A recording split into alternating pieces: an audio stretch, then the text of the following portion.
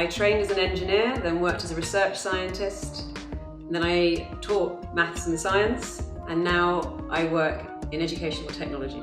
This resource has been put together to help you inspire young girls at school to get into tech.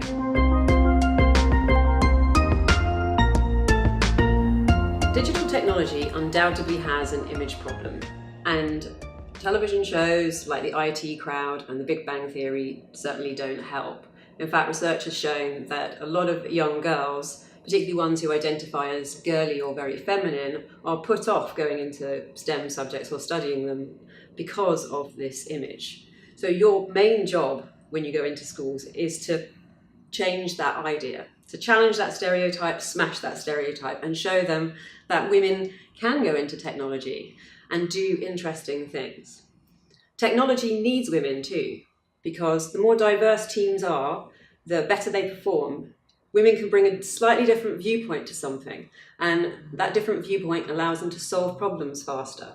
And companies that have a lot of women in them are generally more profitable and more innovative.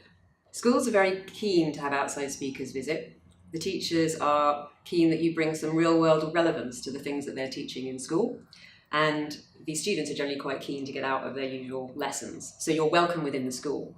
Your job there, or your role when you're there, is to enthuse the students, to get them excited about the possibilities once they leave school and the jobs that might be open to them. They probably have very little understanding or experience of what it's like to be in the world of work. So you tell them what you do, where you work, or what you're studying, why you're doing it, and what it's like, so they have some understanding of the options open to them after school. The way to get students engaged in what you're talking about is relating it to their everyday life.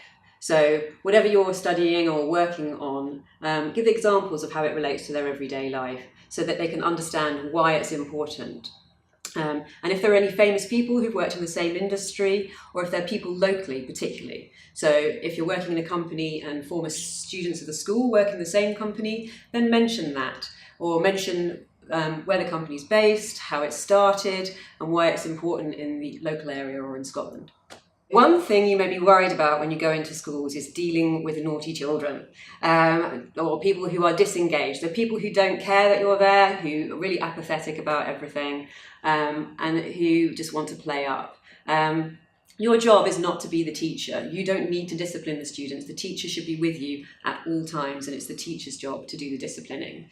So if you think that students are misbehaving, draw it to the teacher's attention, or you can ask the students very quietly or quickly to keep the noise down, and they usually respond much better to an outside speaker sometimes than to their own teacher.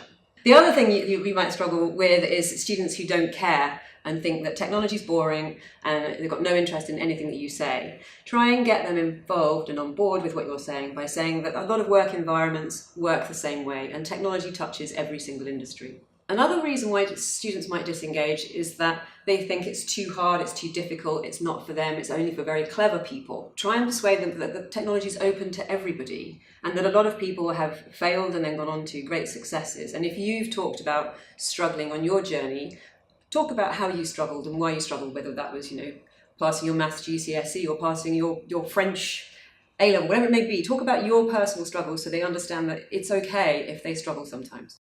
Another thing to be careful of is watching your language. So it's very easy, possibly if you've come straight from work, to use company jargon or industry jargon, and these words might not mean anything to the students that you're talking to. So imagine yourself as an 11-year-old, and what words did you know? Use those words. It's quite likely that a student won't know what UX is or what a back-end developer is. So if you're going to use jargon, explain it to them. And the other thing they may not know much about is qualifications. So if you're going to talk about modern apprenticeships or HNDs, explain what they are, and also explain the advantages and disadvantages of each type. Engaging teenagers can be difficult.